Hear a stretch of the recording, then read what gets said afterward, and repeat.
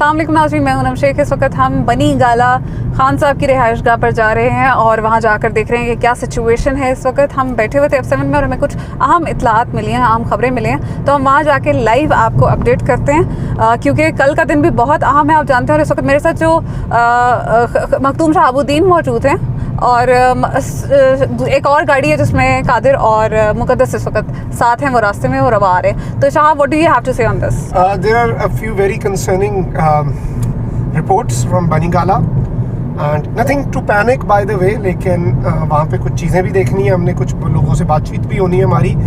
और इस वक्त रात 12 तकरीबन आप कह रहे हैं कि 24 घंटे 30 minute as of I am recording this video रह गए हैं खान साहब की जो ज़मानत है ना वो ख़त्म होने में। तो time is very important. Obviously 24 घंटे तक तो कोई नहीं मामला ख़राब होगा इंशाल्लाह, लेकिन कुछ चीज़ें हैं वो आपको इंशाल्लाह वीलॉग्स में इंडिविजुअली आप इन चारों लोगों के प्लेटफॉर्म्स पे देख सकेंगे।